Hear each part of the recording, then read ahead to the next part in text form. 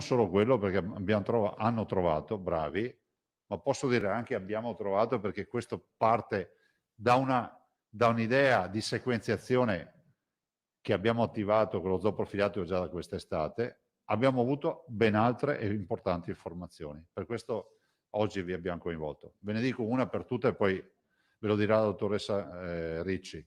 Ve ne dico una per tutti. Abbiamo scientificamente dimostrato che il virus estivo non c'entrava niente né con quello della prima fase né con quello che abbiamo adesso.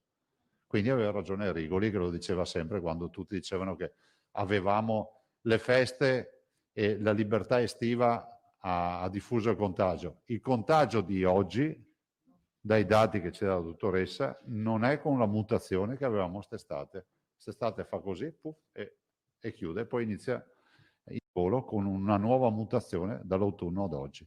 Ma ci sono altre notizie in più che ve le dirà lei. Penso sia doveroso lasciare la parola alla dottoressa Ricci, che darà informazioni uniche e che potranno dare anche spiegazioni, per quanto diciamo in erba ancora, primordiali, anche di cominciare a intravedere anche, come si può dire, qualche luce nella stanza buia rispetto all'infezione del Veneto negli ultimi 2 mesi. Prego. Sì, vanno seguite la dottoressa così. Sì.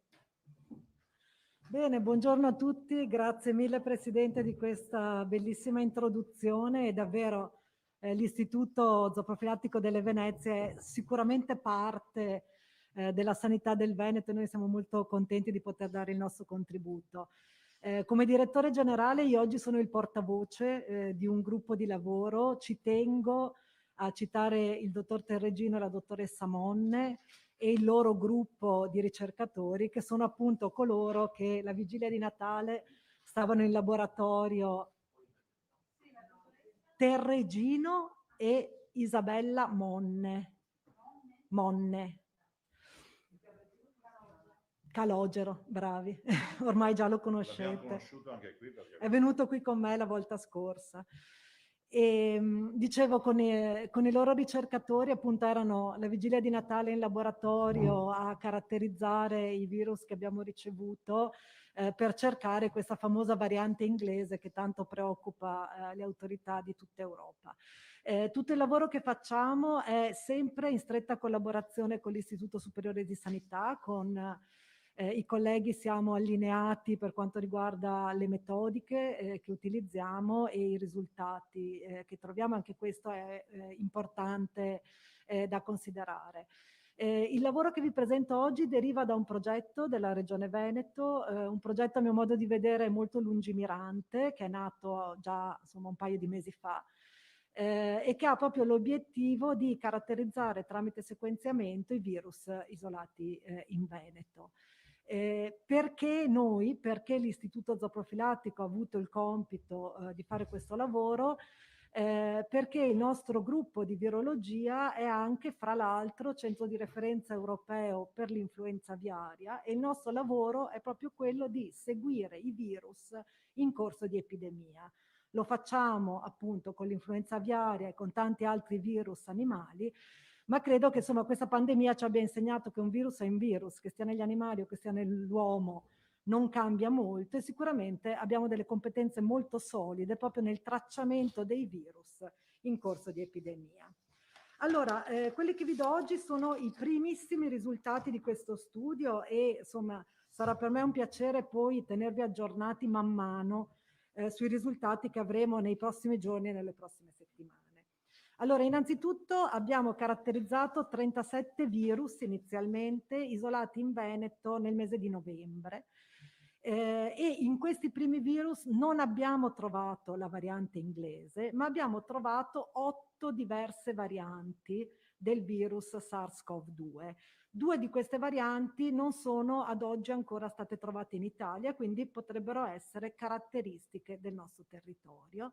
E poi vi darò qualche informazione in più. La maggior parte di questi virus appartengono a una variante che c'è anche in Italia e anche in altri paesi europei, caratterizzata da una mutazione sulla famosa proteina spike, che ormai credo conosciate tutti, che rende questa variante più diffusiva, più contagiosa. Dopo vi farò vedere un grafico che spiega bene l'andamento di questi diversi tipi di virus.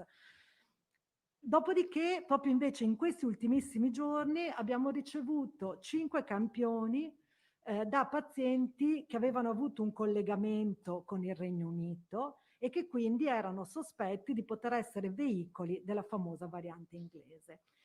Allora, abbiamo messo a punto, e ancora grazie al lavoro dei ragazzi in laboratorio, una metodica rapida che permette di caratterizzare proprio le mutazioni tipiche sulla proteina spike della variante inglese. Quindi non ha... Sì?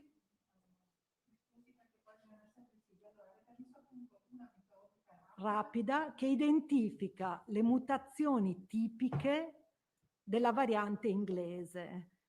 Quindi non abbiamo dovuto sequenziare tutto il genoma, lo faremo comunque, ma ad oggi abbiamo questa metodica che permette rapidamente di dire se si tratta o meno della variante inglese, o meglio, se ci sono quelle mutazioni tipiche della variante inglese. E di questi 5 campioni, 3 sono risultati positivi, 2 della provincia di Treviso e 1 della provincia di Vicenza, ma poi i colleghi, la dottoressa Russo e il dottor Rigoli, vi daranno informazioni sui pazienti, perché ovviamente noi guardiamo i virus e ci limitiamo a quello. Allora, venendo alla questione dei diversi tipi di virus che circolano, io vorrei portare la vostra attenzione su questo grafico. In questo grafico voi vedete 2 parti. Queste sono le diverse varianti di virus SARS-CoV-2 isolate in Italia durante tutta l'epidemia, e questa è la stessa informazione data per i virus veneti. Allora, se vi ricordate, quando ero qui la volta scorsa, vi dissi che un virus non è un singolo individuo, è una popolazione. E questa immagine, secondo me, lo rappresenta molto bene. Ogni colore, ogni picco sono tipi di virus diversi, caratterizzati da mutazioni diverse. Allora, la prima questione molto evidente è che i virus della prima ondata, quali vedete in violetto, azzurrino e verde, sono diversi da quelli della seconda ondata. Quindi stiamo avendo a che fare con tipi di virus completamente diversi. Quello che qui vedete in beige è questo famoso virus che c'è in Veneto, c'è in Italia e c'è anche in altri paesi europei, da noi sembra essere molto presente, che ha una mutazione che lo rende più contagioso. Peraltro, come vi dicevo prima, in Veneto abbiamo anche trovato delle altre varianti, ad oggi singoli casi, quindi ovviamente dovremo approfondire gli studi. Dicevo, singole varianti, anche queste caratterizzate da elevata contagiosità, che quindi potrebbero spiegare l'elevato diffusione, l'elevato numero di casi che abbiamo visto in questa regione. Tutto questo, vi dico, oggi è un'informazione preliminare, dovremo approfondirla meglio, ma sicuramente la seconda ondata è caratterizzata da tipi di virus diversi. C'è poi questo quadratino giallo che vedete in mezzo, che sono i virus di quest'estate. Mi pare che il grafico sia autoesplicativo. Sono virus che li abbiamo visti quest'estate e poi non li abbiamo più visti, quindi sicuramente non c'è un collegamento rispetto alla famosa seconda ondata. Per concludere, io vi mostrerei perché gli inglesi hanno trovato la variante inglese. Questo grafico, che sembra tutto bianco, ma ha una prima colonna qui, mostra il numero di sequenze che fino a pochi giorni fa erano depositati nei database pubblici, si chiama GSIDE, il database che raccoglie le sequenze. Se vedete la colonnina blu, la prima, sono le sequenze depositate dagli inglesi. Quella dopo, arancione, sono le sequenze americane. Dopo ci sono quelle europee, praticamente niente. L'Italia, se la vedete, c'è una freccetta verde, non siamo messi malissimo, ma sicuramente abbiamo un numero di sequenze depositate bassissime rispetto a quelle dell'Inghilterra. Ed è questo, nel grafico sotto vedete l'andamento nel tempo, le colonne blu sono sempre gli inglesi, vedete che la seconda ondata praticamente è stata caratterizzata soltanto in Inghilterra, e quindi è abbastanza chiaro che una variante, come noi oggi vi stiamo parlando di un virus che abbiamo identificato con delle mutazioni, in Inghilterra la stessa informazione riguarda una percentuale molto ampia dei virus isolati. Allora io concluderei con una raccomandazione, con un'osservazione, cioè con quanto sia importante caratterizzare questi virus per seguirne l'andamento. In Veneto abbiamo questo progetto di cui vi parlavo all'inizio, che ha proprio questo obiettivo di seguire il virus e vedere come il virus cambia, per poter capire l'andamento dell'epidemia, per poter mettere azioni di controllo che siano efficaci, che siano mirate. Se si conosce bene il nemico con cui stiamo combattendo, è molto più facile combatterlo. L'altra questione riguarda la disponibilità delle informazioni. Come vi facevo vedere, gli inglesi depositano tutte le sequenze che hanno in database pubblici, noi facciamo lo stesso. Devo dire che in Italia la maggior parte delle sequenze depositate sono degli istituti zooprofilattici, che sono una ricchezza sul territorio nazionale, sono diffusi in tutta Italia, sono 10 gli istituti a livello nazionale, stanno tutti sequenziando a disposizione le informazioni. Questo è fondamentale. In un evento così drammatico come la pandemia da Covid non si possono tenere le informazioni nei cassetti, magari per pubblicarle successivamente. È fondamentale mettere a disposizione l'informazione immediatamente in database pubblici che siano accessibili a tutti. Ed è questo il motivo per cui vi do queste informazioni oggi, anche se sono informazioni preliminari, ma riteniamo, assieme al Presidente e assieme ai suoi collaboratori, che sia fondamentale dare subito le informazioni e metterle a disposizione di tutti.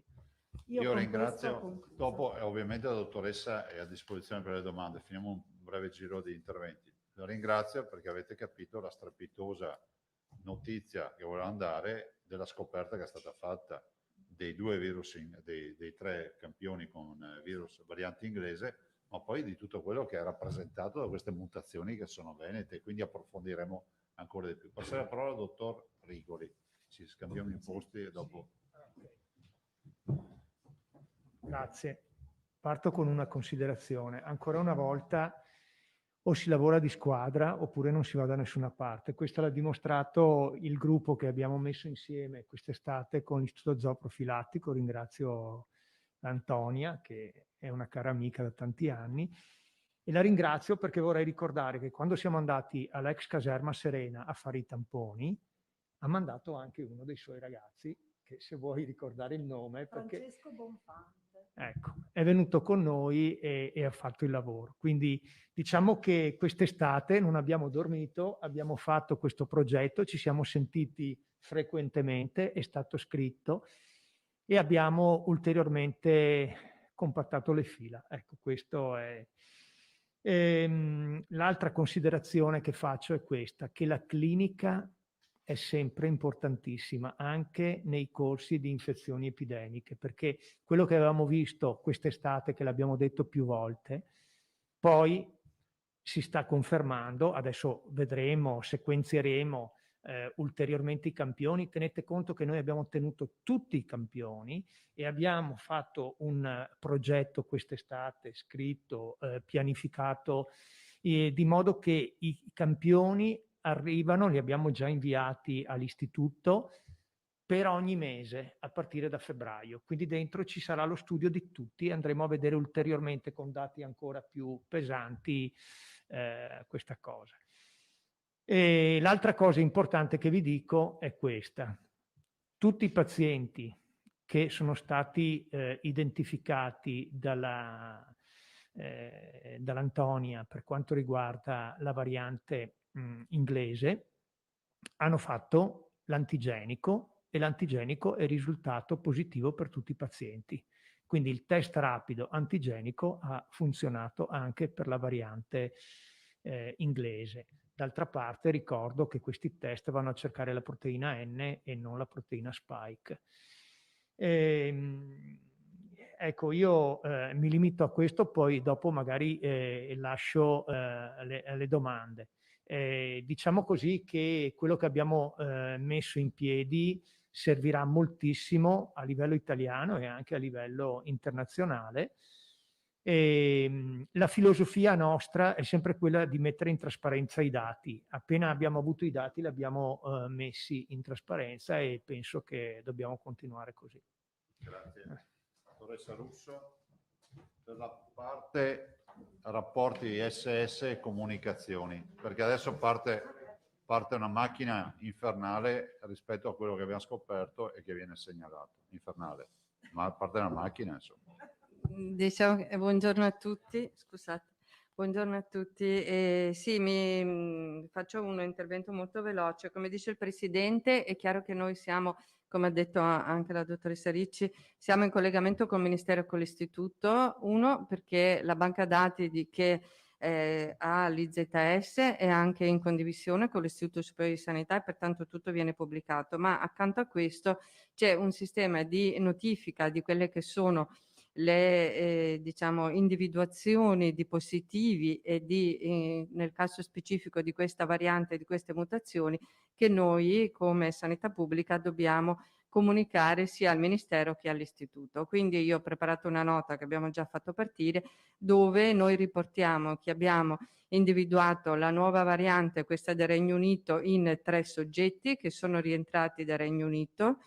Sono 2 uomini e una donna, scusate, 2 donne e un uomo provenienti appunto dal Regno Unito in questi giorni e che stanno insomma bene, c'è solo una persona che ha la febbre. Abbiamo un caso secondario, quindi che adesso, che comunque insomma anche questo sta benino, che sequenzieremo per vedere se si tratta praticamente dello stesso virus. Tre sono con variante, il quarto non sappiamo, ecco, in un contatto stretto, naturalmente familiare. Quindi è stata fatta l'indagine epidemiologica come per tutti gli altri casi, sono stati messi i soggetti positivi in isolamento e tutti i contatti stretti in quarantena. Quindi i dipartimenti coinvolti, che sono quello di Treviso e quello di Vicenza, hanno mappato tutti i contatti e quindi sono seguiti in maniera molto molto precisa. Queste comunicazioni le abbiamo mandate al Ministero e all'Istituto e naturalmente manderemo all'Istituto tutti quelli che saranno gli aggiornamenti. Per quanto riguarda invece il report legato alle 37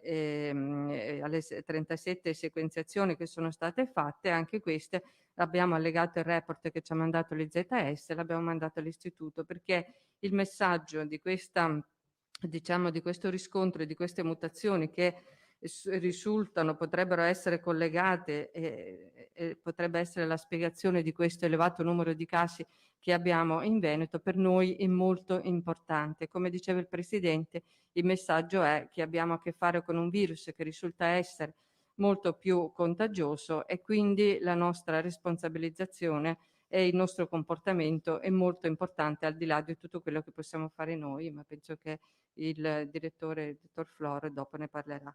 Ecco, queste erano le cose Grazie, che volevo dottoressa. dire. Dottor Flor, prego.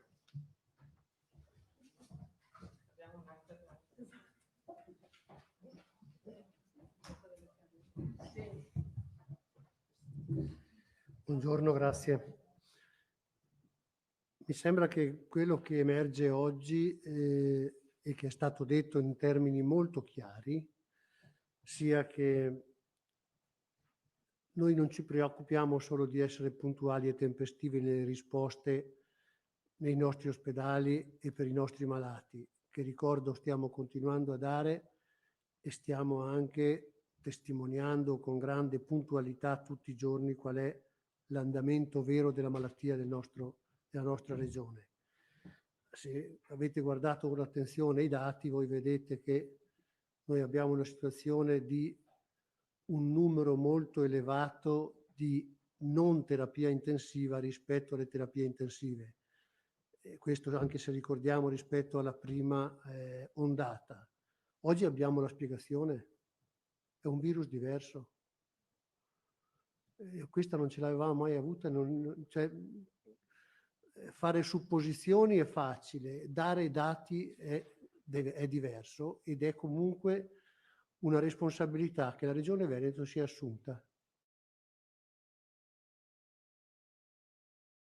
Perché ha reso immediatamente pubblico quello che è l'esito di indagini e di ricerche molto sofisticate che mi viene da dire, e la tabella ce l'avete, nel mondo ha fatto solo l'Inghilterra. Chissà perché, queste cose gli altri non ce le dicono. Noi appena abbiamo saputo e abbiamo avuto questa informazione l'abbiamo resa pubblica e lo stiamo facendo oggi. Questo ci dà ragione della diversa gravità della malattia che abbiamo visto nel tempo, di che cosa è accaduto quest'estate, e ci dice anche che questa ondata è particolarmente epidemica. E guardate, noi possiamo adottare tutti i provvedimenti che vogliamo, da quelli molto tradizionali che mi viene da dire della preistoria, che sono la quarantena, a quelli molto moderni che sono questi, di studiare esattamente le caratteristiche del virus per capire come si comporta e cosa possiamo fare, ma nessuna delle due cose, né la quarantena, né lo studio molto sofisticato che stiamo portando avanti, può sostituire il comportamento individuale. Io questo ve lo dirò ogni volta che ci vediamo. Non siamo abbastanza rigorosi nei comportamenti individuali e questo vale per tutti. Se volete una osservazione che possiamo fare, la frequenza degli ammalati e dei contagiati nel personale sanitario che assiste i malati di coronavirus è più bassa della frequenza nella popolazione. Allora voi capite che qui il comportamento, la difesa, il tenersi assolutamente controllati anche nelle proprie abitazioni e anche quando andiamo in giro, è quello che fa la differenza. Perché se chi assiste i malati in rianimazione si ammala meno della popolazione generale, la risposta è una sola. Stanno molto, molto, molto attenti. Cosa che in giro non facciamo. Io continuo a vedere purtroppo gente che in giro non è rispettoso né di se stesso e tantomeno degli altri. Quindi noi continueremo con la nostra azione di rendere conto con grande trasparenza, di darvi anche notizia di quello che apprendiamo in tempo reale, perché quello che noi abbiamo capito oggi ci fa muoverci in una certa direzione e farà muovere tutta la nostra organizzazione in una certa direzione e utilizzeremo questi dati. È arrivato un invito forte a rendere pubblici tutti i dati che ci sono, perché facendo massa critica e mettendo insieme le informazioni, forse noi combatteremo il virus tutti insieme, perché una pandemia mondiale non la può combattere un solo ospedale o una sola regione. Abbiamo bisogno di tutti. Intanto mi fermo, grazie. Grazie, dottor Flor. Cederei nuovamente la postazione alla dottoressa Ricci per le domande, prego. Penso che ce ne siano. Allora, Tosato, Nicola Prigioni prima della Moscato. Buongiorno dottoressa. Buongiorno. Intanto, insomma, complimenti e congratulazioni per la vostra scoperta, che ci ha lasciato un po' tutti a bocca aperta, devo dire. È chiaro che non dormiva. No. Infatti le nostre malcelate imprecazioni verso il Presidente che ci ha convocati a Santo Stefano, devo dire che devono cedere il passo a questa. Ecco, veniamo però alla domanda, no? Insomma, c'è una ricaduta di estremo interesse, il direttore Flor l'ha accennato, ma anche il dottor Rigoli. C'è davvero l'ipotesi fondata che questa variante inglese, che mi pare abbia come connotazione la pervasività, quindi la forte contagiosità superiore al virus che conoscevamo. C'è davvero la fondata ipotesi che questa variante inglese abbia influito in termini sensibili nella diffusione del contagio? Glielo chiedo perché non più tardi di stamattina il direttore dell'Istituto Superiore di Sanità ha fatto notare che in Veneto c'è un RT pari a 1,1 che è più alto d'Italia. e da più parti gli scienziati definiscono veramente per alcuni aspetti incomprensibile questo andamento. Potrebbe essere questa la spiegazione? In questo caso la variante inglese avrebbe avuto il tempo di diffondersi in questi mesi e di condizionare il volume, il ventaglio dei contagiati? Grazie. Allora, grazie per la domanda, non semplice. Allora, ad oggi abbiamo pochissime informazioni. Penso sia chiaro a tutti che 3 casi non possono essere la spiegazione di un'epidemia di questo tipo. Peraltro, la variante inglese, se è arrivata in Italia, è arrivata nelle ultime settimane, quindi difficilmente giustifica andamenti precedenti, ma potrebbe effettivamente giustificare quelli più recenti. Allora, è chiaro che dobbiamo approfondire le indagini. Adesso abbiamo anche questo metodo rapido che ci permetterà di screenare un numero elevato di campioni e capire se questa variante risulta essere molto prevalente in alcune zone. Potrebbe essere, a me veniva da pensare, la zona di Asolo, no? È una delle zone in cui i contagi sono stati molto elevati e molto veloci, e Asolo storicamente ha tantissimi collegamenti col Regno Unito. Potrebbe essere, ad oggi sono speculazioni, non abbiamo queste informazioni, però sicuramente siamo di fronte a un virus, questo della seconda ondata, caratterizzato da un'elevata contagiosità. Oltre alla variante inglese studieremo altre varianti, magari ancora più tipiche del nostro territorio, che anch'esse potrebbero giustificare questi andamenti. Oggi sono solo idee, sono primi spunti di riflessione, ma vi assicuro che rapidamente avremo delle informazioni su cui invece basare proprio dei ragionamenti reali su questi andamenti. Se posso chiedere un'altra. Questi pazienti, questi diciamo 3+1, no? 3 nei quali è stata accertata la variante, poi c'è questo caso secondario che è ancora sub iudice. In che condizioni sono? Cioè come stanno? Questo lascia la parola. Cioè nel senso che sono stati ricoverati, sono Stanno stati bene, dimessi? sono a bene. casa, hanno un po' di febbre.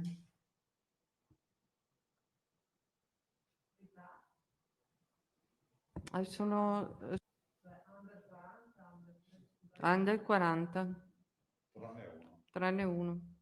2 sono insomma abbastanza giovani, sono cioè insomma sono giovani, mentre uno è poco più che quarantenne. Ecco. Il contatto invece?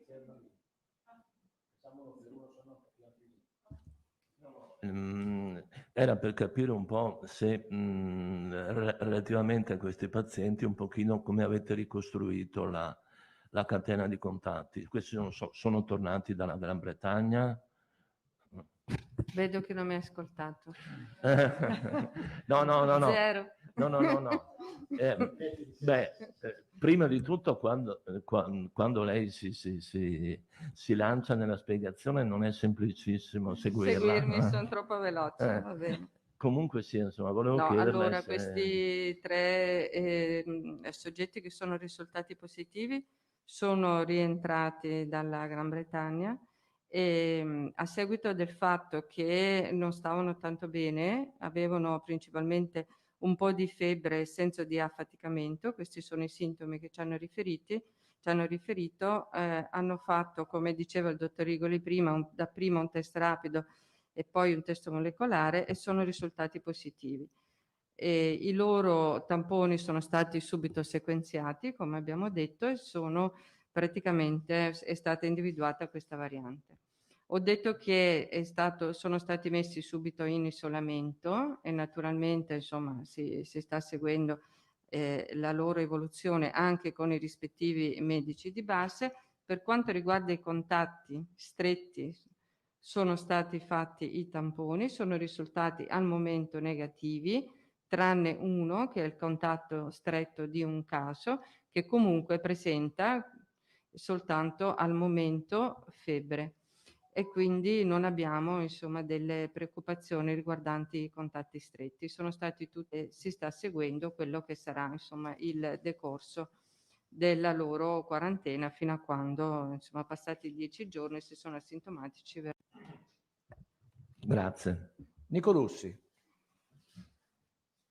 Buongiorno dottoressa, scusi, volevo finire questa parentesi e poi magari faccio delle domande alla professoressa Ricci. Allora, questi 3 positivi sono 2 di Vicenza e 1 di Treviso? No, al contrario? 2 di Treviso e 1 di Vicenza. Non Ok. sono collegati fra di loro. E il contatto di quali è? Di Vicenza. Più contatto.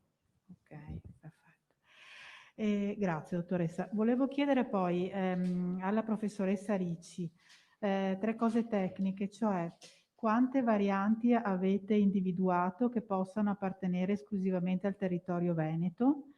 Volevo capire, oltre ad Asolo, quali altre zone hanno manifestato una diffusione più veloce. Mi risultava anche Dolo, però me lo dica lei per cortesia.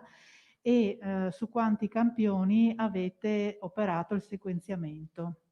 Sì, allora le varianti, allora sui 37 campioni sono questi più recenti, perché ovviamente il sequenziamento noi lo stiamo facendo dalle prime fasi dell'epidemia, però campioni proprio delle ultime settimane sono 37 più i 5 screenati, diciamo, per la variante inglese. Okay? Di questi 37 abbiamo trovato 8 genotipi diversi e di questi 8 genotipi 2 sembrano essere tipici del Veneto, nel senso che sono stati trovati in Veneto e non nel resto d'Italia. Io ho citato Asolo solo perché mi è venuto in mente Asolo come ovviamente elevato numero di casi e possibili collegamenti con l'Inghilterra. Sull'andamento in altre aree però lascerei la parola ai colleghi perché noi guardiamo i virus e quindi insomma... Sì, se posso aggiungere, noi abbiamo avuto diverse zone in Veneto che hanno presentato una particolare incidenza e ne abbiamo parlato anche nelle volte in cui ci siamo visti. Abbiamo avuto delle aree nel Bellunese, se vi ricordate, il Comelico, e abbiamo anche sono stati presi dei provvedimenti ad hoc. Poi anche nel Vicentino, nelle zone di Valdagno, Arzignano, abbiamo avuto, la Valle dell'Agno, abbiamo avuto dei comuni con un'alta incidenza che poi abbiamo seguito proprio con dei focus specifici. Abbiamo visto che a seguito proprio a seguito dell'adozione di provvedimenti ad hoc più restrittivi sono rientrati. Quindi diciamo che naturalmente l'infezione, il virus è diffuso in tutta la regione, ma attraverso il monitoraggio che viene fatto nelle singole aree abbiamo avuto la possibilità proprio di seguirle molto da vicino e di verificare dove si erano concentrate il maggior numero di positivi. Se posso, scusi, aggiungere un'informazione, fra i virus che abbiamo sequenziato, quelli di Verona, ad esempio, sembrano appartenere praticamente tutti a questa variante di questo picco qui, che è quella che vi dicevo, non è solo veneta, è anche nazionale, ma è caratterizzata da un'elevata diffusibilità. I campioni che abbiamo visto di Verona sono tutti qui, quindi anche questo potrebbe spiegare l'andamento nel veronese. E poi professoressa, volevo chiederle l'ultima cosa. Quando lei parla di questa procedura veloce che vi ha consentito di arrivare rapidamente all'individuazione della variante inglese senza sequenziare l'intero genoma, mi può spiegare di cosa si tratta? Sì, allora non vado nel dettaglio perché non è propriamente il mio mestiere, vi ho dato anche i riferimenti dei colleghi che vi possono spiegare tutto in modo preciso. Comunque, siccome sono state pubblicate le mutazioni che caratterizzano la variante inglese, noi abbiamo messo a punto dei test mirati, delle PCR, che vanno a identificare proprio il tratto genetico caratterizzato dalle mutazioni tipiche. Dopodiché andiamo a sequenziare solo il pezzettino in cui ci aspettiamo di trovare la mutazione, quindi la procedura è molto più veloce, anche se Per avere la conferma al 100%, ovviamente deve essere sequenziato tutto il virus, cosa che stiamo facendo in questi giorni. Io ho l'ultima domanda per il dottor Rigoli, posso? Prego, prego. Ecco. Dottor Rigoli, mi scusi, volevo chiederle, mi pare molto interessante. Vuoi venire qui? Se no... Filippo. Così? Ok. Volevo chiedere al dottor Rigoli, mi pare molto interessante il fatto che adesso, se non ho capito male, verranno rivalutati e mandati allo zoo profilattico tutti i campioni da febbraio, ma di tutto il Veneto? O quelli sospetti? Sì. Quest'estate noi abbiamo fatto un progetto per cui vengono mandati i campioni a partire da febbraio di tutte le ULSS per essere sequenziati. Una parte ovviamente un campione. Quanti più o meno? Quanti ne avevamo fatti? Adesso non mi ricordo nel dettaglio, ma avevamo considerato ad esempio una decina al mese per ogni ASL per fare questo monitoraggio di base, in modo ovviamente se il campione è rappresentativo dei positivi circolanti, abbiamo un'idea di base di cosa stava succedendo da febbraio. 10 per ULSS al mese sono molti. Sì. Abbiamo fatto una delibera come questo.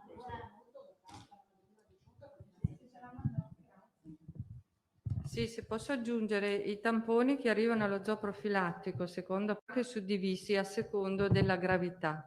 Questi tamponi sono appunto rappresentativi di tutta la situazione, devono essere, deve essere specificato se si tratta di soggetti asintomatici, se si tratta di soggetti sintomatici, se questi sono stati ricoverati e qual è la terapia che hanno attuato. Quindi c'è un protocollo molto specifico che abbiamo inviato alle ULSS affinché invino questi campioni con questi tamponi, quindi con le specifiche che vi ho descritto, ma comunque possiamo anche sui deceduti e comunque poi insomma tutti questi tamponi e questi sequenziamenti vanno a costituire una banca regionale che è appunto quello che diceva la dottoressa Ricci, comunque con i dati tutti pubblicati e in collegamento con quelli nazionali.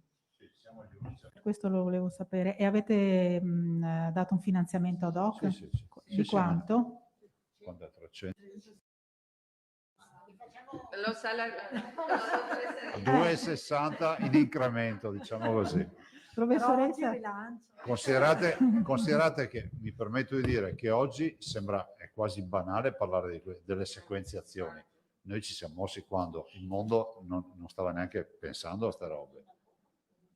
Luglio, agosto, dopo la Serena è stata fatta. Voi vi ricordate che a Serena avevamo 370 cittadini positivi asintomatici. Rigoli giustamente diceva: guardate che questa è un'altra roba, non è il virus che ho visto io in ospedale fino a qualche mese fa, era estate. Invece c'era altra parte del mondo scientifico che diceva semplicemente che è lo stesso virus, invece la verità è che quei campioni processati ci dicono che era un'altra roba. E non è una roba da poco. grazie. Allora, Ranzan e poi Prigioni.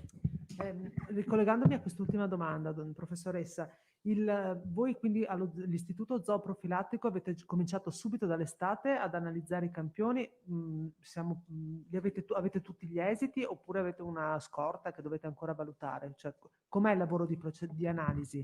Già fatto tutto? Assolutamente no, noi abbiamo cominciato, se vi ricordate io sono stata qui, era giugno mi pare, esattamente per portare i primi risultati dei sequenziamenti fatti in istituto, quindi abbiamo cominciato subito a sequenziare. Allora avevamo dei campioni di Padova e di Verona per accordi che avevamo fatto con l'ASL 6 e con l'ASL 9.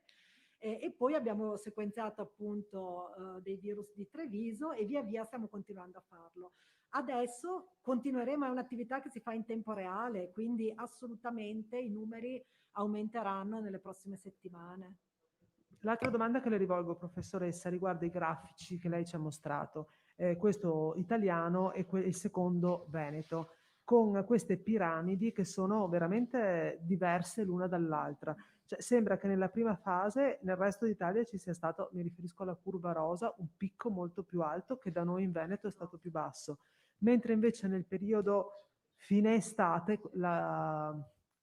chiamiamola piramide azteca quasi perché senza punta, quella di fine estate l'abbiamo avuta solo noi qui in Veneto e analogamente adesso quest'ultima arancione. Lei come si spiega il fatto che qui in Veneto abbiamo avuto dei casi più elevati dal punto di vista quantitativo e che alcuni tipi di virus non ci siano stati? Ad esempio quello marroncino di giugno noi non avevamo nulla.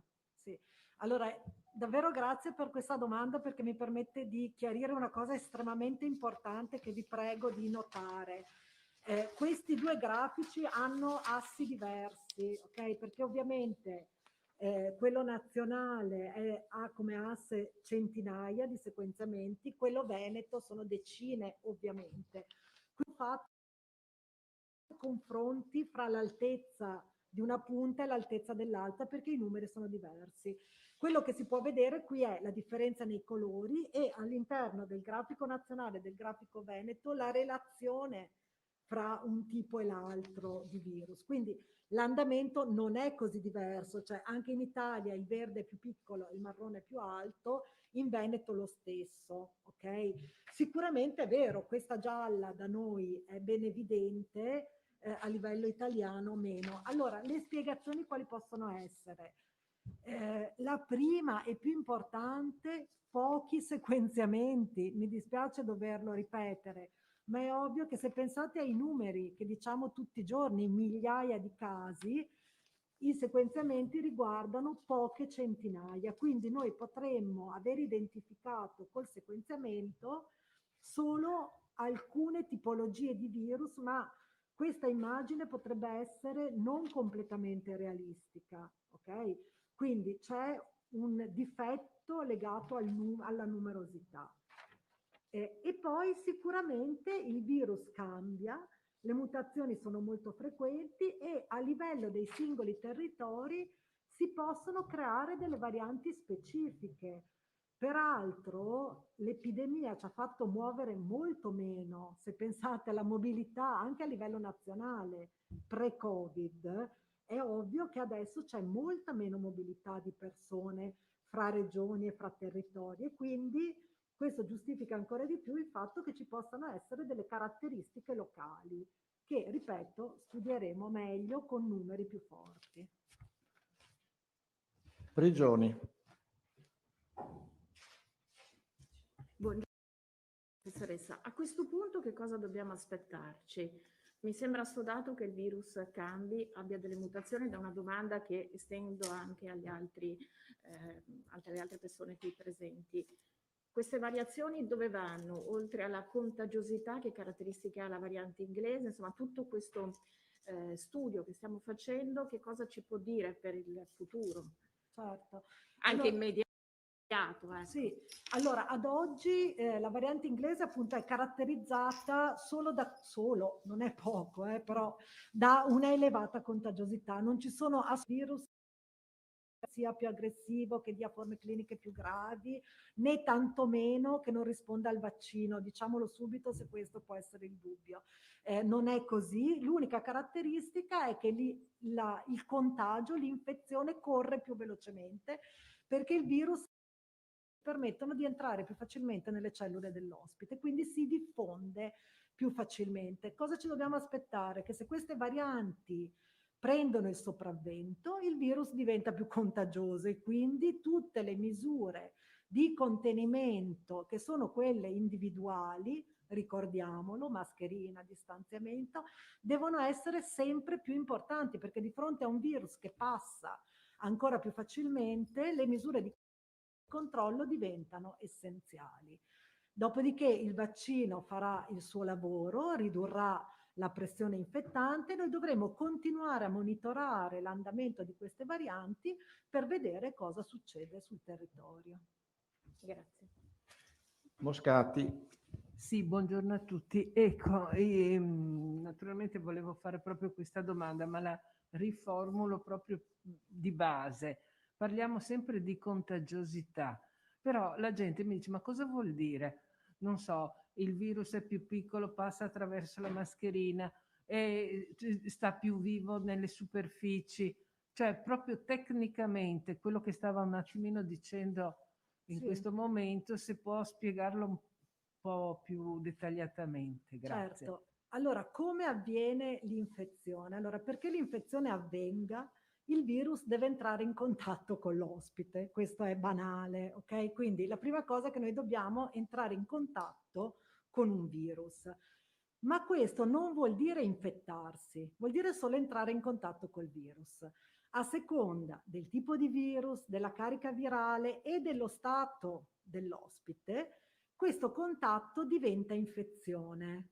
Ok? È il motivo per cui non è che tutti quelli che vengono in contatto con una persona positiva diventano positivi. Di questa, l'infezione dipende da vari fattori. Ok? Quindi la carica, la quantità di virus, il tipo di virus e lo stato dell'ospite.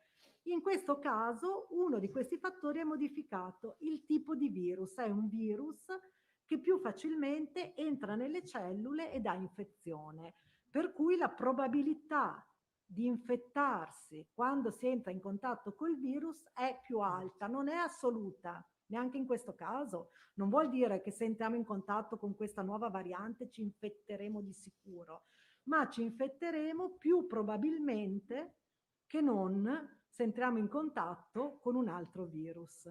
Capisco che sono concetti un po' complicati. È un po' complicato, però lei ha anche detto dipende dallo stato della persona. Certo. Per cui praticamente l'infezione è un po' come può essere una qualsiasi altra infezione, chi se la prende e chi invece il corpo reagisce. Certo. È corretto questo? Sì. Non è questione di dimensioni, perché io volevo No, chiedere... assolutamente no. Il virus è, a vederlo è sempre lo stesso. È Cioè, sempre lo stesso. Assolutamente. Ecco, e appunto parlando un attimo con il dottor Rigoli, invece, queste dicevano di questo virus, di questo fatto che è diverso, e i comportamenti di quest'estate non hanno influito assolutamente su questo propagarsi su questa mutazione. E comunque quando lei ci parlava di un virus che avevamo bisogno di molte amplificazioni per trovarlo nei tamponi, adesso questo immagino sia completamente diverso. No, sono due cose diverse. Erano due discorsi disgiunti. Allora, per quanto riguarda le amplificazioni, quest'estate, ma anche a fine aprile, mi ricordo, abbiamo detto attenzione che quando noi amplifichiamo più di 30-33 cicli, si tratta probabilmente dei pezzi di virus. L'abbiamo detto qua dentro, vi ricordate tutti. Sì. Dopodiché lo avete visto, quello che ha detto il CDC, quello che ha detto il CDC europeo e tutta la letteratura internazionale che dice sopra una certa amplificazione il virus non si replica. E quello è un discorso che vale per tutte le varianti che ha studiato la dottoressa Ricci. L'altra cosa, che è un altro discorso, è che quest'estate noi abbiamo notato dei soggetti che avevano cariche elevate, l'ho detto più volte, che avevano cariche elevate, vi faccio l'esempio della caserma, dell'ex caserma Serena, dove abbiamo trovato 256 soggetti positivi ad alta carica e non manifestavano sintomi. Dopodiché abbiamo addirittura d'estate abbiamo visto nell'RSA dei pazienti, degli anziani, che avevano carica elevata e non avevano complicanze. E se vi ricordate, abbiamo detto qua, qualcuno mi spiegherà questa cosa. L'unica questione che penso è che si tratti di una variante di qualcosa di diverso. Naturalmente, quando diciamo queste cose sono supposizioni, poi dopo si agitano tutti perché l'avete scritto anche sui vostri giornali le varie reazioni, ma noi cosa abbiamo fatto durante l'estate? Abbiamo lavorato, abbiamo messo su tutta questa rete con l'Istituto Zooprofilatico che ricordo anch'io è un centro di riferimento europeo, hanno un'esperienza decennale e abbiamo costituito questo controllo. Adesso non è solo quello che vedremo in futuro, ma è quello che vediamo in passato, perché è quello che ci permetterà di imparare, perché adesso andiamo a scoprire le carte, come si dice, e andiamo a sequenziare. Ma non per avere ragione o torto, perché non ci interessa assolutamente questa... È che noi dobbiamo capire, perché se poi riusciamo a identificare bene, correlando la clinica a quello che ci dice la dottoressa Russo, allora possiamo identificare dei virus più pericolosi e di virus meno pericolosi, delle varianti più pericolose o meno pericolose. Ma è tutto da studiare. Quello che penso che oggi emerga è il fatto che non possiamo tirarci indietro rispetto a questa indagine, che è l'unica indagine, al di là delle opinioni, che ci dà delle risposte certe. Dopo le opinioni le lasciamo a tutti quanti, ma noi rimaniamo nei dati. Ecco, infatti io l'avevo già fatta questa domanda un mese fa, forse quando era venuto, e mi aveva detto stiamo studiando, e in effetti adesso si è capito. Allora la carica era lo stesso elevata, ma non dava sintomi, dunque era una ma allora se questo virus continua imperterrito a mutare, come, la domanda è la stessa, come ne veniamo fuori? Perché è vero che lei dice noi andiamo a studiare il passato per capire il futuro. No, ma guardi che però c'è un'altra questione da studiare. Sempre della serie stiamo imparando. Noi stiamo imparando l'immunità, cioè gli anticorpi che noi sviluppiamo. Quello che sta succedendo adesso è che ogni giorno noi abbiamo 3.000 o 4.000 positivi, no? Nuovi. Beh, questi è come se fossero, come dire, facciamo il vaccino, nel senso questi si ammalano e poi hanno. Il vaccino avrà il suo effetto, vedremo. Molto probabilmente dalle prime notizie ci dicono comunque che le varianti diciamo, sono coperte, no? Per cui, ecco, non voglio fare le previsioni, no? Mi sono sempre rifiutato, lo sapete. Però dico che la speranza è quella che sia vaccino, sia... D'altra parte, un'altra considerazione che va fatta è questa. Noi abbiamo avuto il Veneto che è stato colpito pochissimo nella prima ondata. Quindi la circolazione del virus è stata bassa rispetto ad altre aree e probabilmente noi eravamo ulteriormente soggetti a essere infettati. Se voi andate a vedervi le aree della Lombardia che sono state più colpite nella prima ondata, statisticamente non hanno sofferto nella seconda ondata. Anche questo è un dato indiretto che ci fa riflettere. Quindi voglio dire che speriamo nell'immunità sia del vaccino sia quella che stiamo sviluppando. Grazie. Sì, mi permetto di dire una roba a chiusura, e lo diceva anche prima il dottor Flor. È bene evidenziare che questa regione prende in carico tutti i pazienti e li cura. Questo lo dobbiamo dire anche con una punta di orgoglio e anche come riconoscimento del lavoro strepitoso che stanno facendo i nostri uomini e donne della sanità.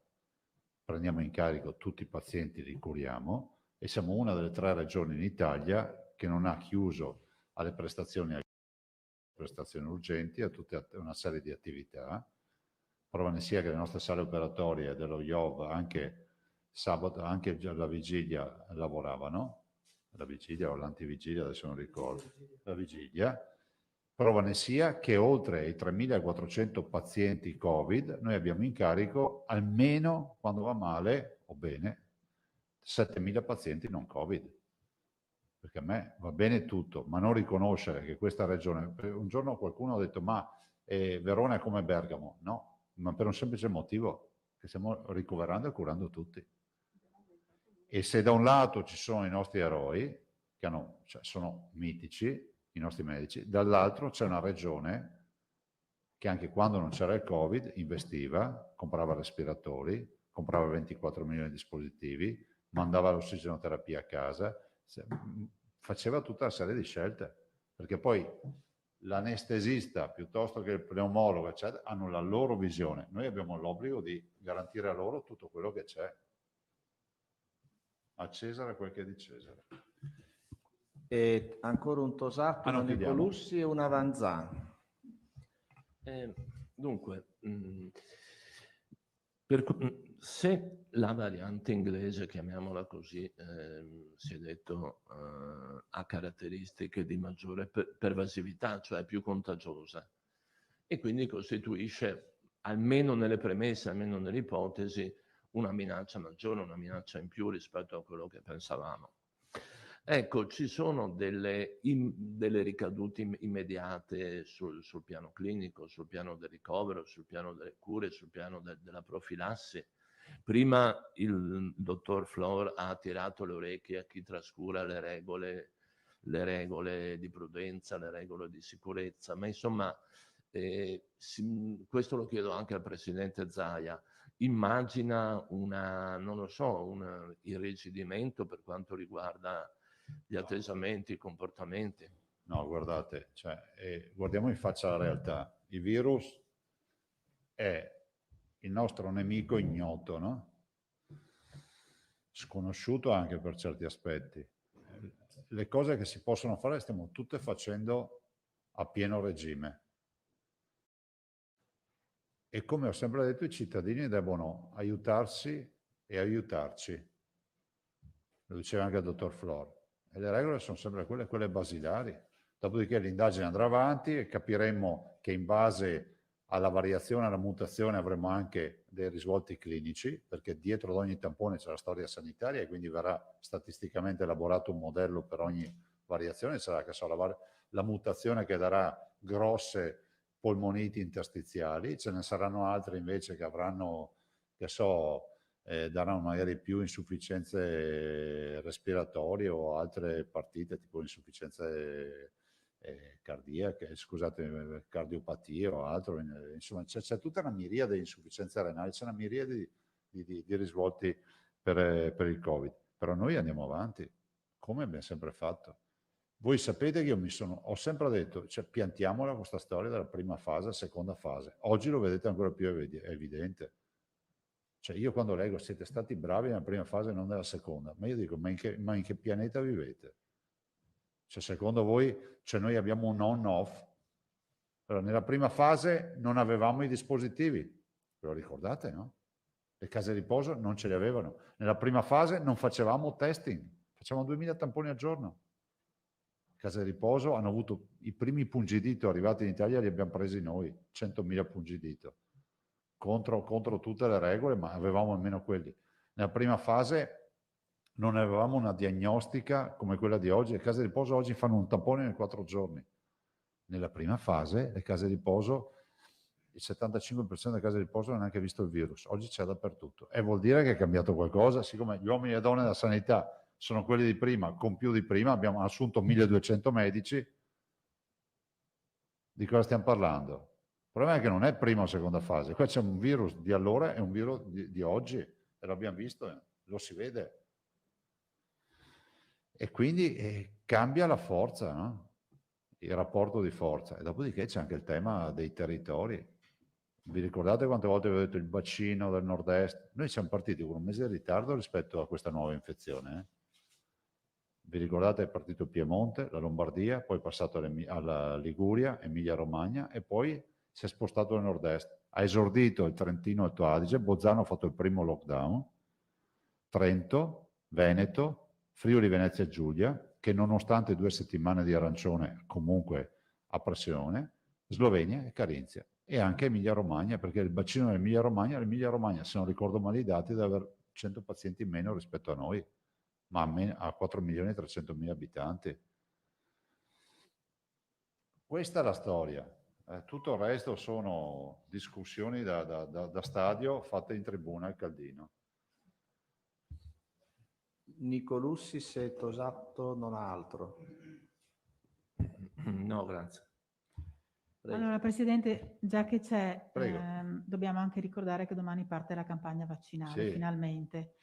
E quindi volevo chiederle se può riassumere se avete scelto dei, tra virgolette, testimonial, come è successo anche in altre regioni, e volevo chiedere alla dottoressa Russo o all'assessore, forse lo sa l'assessore anche Lanzarin, il tasso di adesione nelle case di riposo da parte degli ospiti e da parte degli operatori.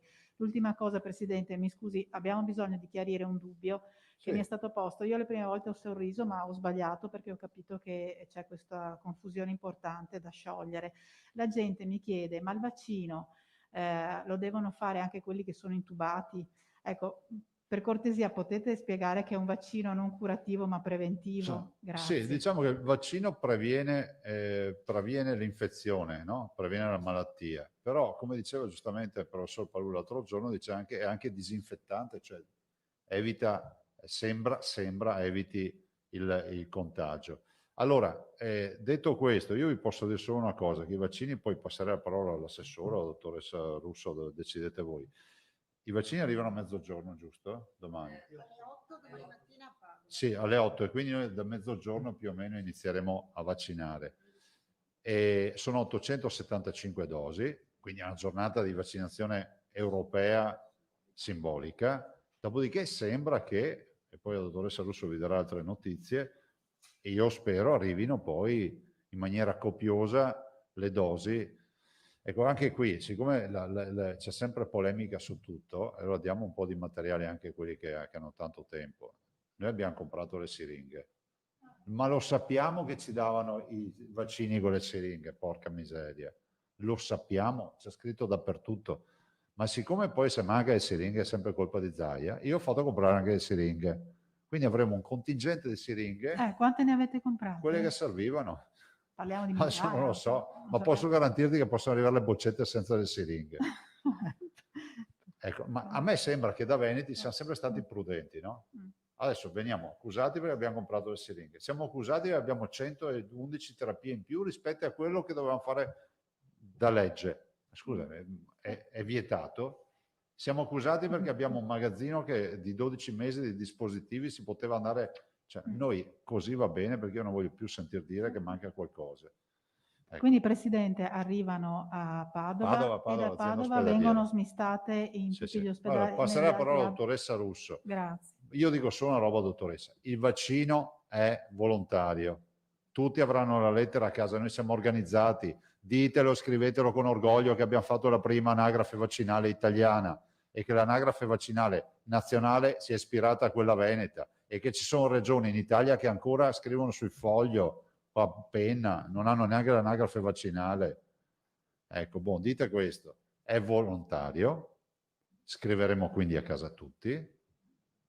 Testimonia o non testimonia, insomma siamo qui tutti i giorni a rivendicare le libertà personali, la scelta, il fatto della centralità del cittadino.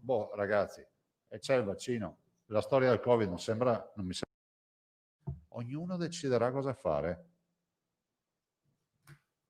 Se no succede come con le azioni Veneto Banca, ve la racconto ancora. Sono andato all'assemblea di Veneto... No, perché... Cioè, scusatemi, Santo Stefano, lasciatemelo dire. Sono andato all'assemblea di Veneto Banca, 8 ore di interventi, la giornata della tragedia. Io sono stato a ascoltarlo tutto, a un certo punto va su uno sul palco, l'ho già raccontata? La riconto. Va un signore sul palco e dice io ce l'ho con Zaia. Perché? Perché ho comprato le azioni e avevo letto sul giornale che anche lui ce le aveva. Il vaccino fate come volete. Avete capito? Ma lo dico perché deve essere una scelta responsabile. Di certo poi in ospedale nei bollettini scriveremo vaccinato, non vaccinato. Così magari cominciamo anche a capire chi si è vaccinato, anche perché dal punto di vista clinico ci serve a capire questo. Anche qui, apriti cielo quando l'ho detto io, è stato il primo, ci vorrà un passaporto sanitario. Garantito al Limone che adesso il passaporto sanitario con la venuta vaccinazione ci sarà, perché ormai compagnie aeree lo chiedono, lo chiederanno strutture ricettive, lo chiederanno luoghi dove c'è aggregazione. Chi è che farebbe entrare 1000 persone in un auditorium con il dubbio che possa accadere qualcosa?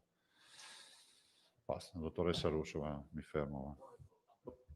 Perdoni, a proposito proprio di questo, forse sarebbe utile prevedere il rilascio di una certificazione dopo il richiamo. C'è tutto la dottoressa Russo, è adesso mondo i vaccini. No, allora, diciamo che l'altro giorno, qualche giorno fa, abbiamo anche dato tutto il materiale che spiega il nostro piano che abbiamo approvato con provvedimento di giunta e che abbiamo, diciamo, dato mandato alle ULSS di organizzarsi per tempo, individuando tutte le sedi e tutte le modalità che abbiamo scritto e condiviso per attuare tutta la campagna di vaccinazione.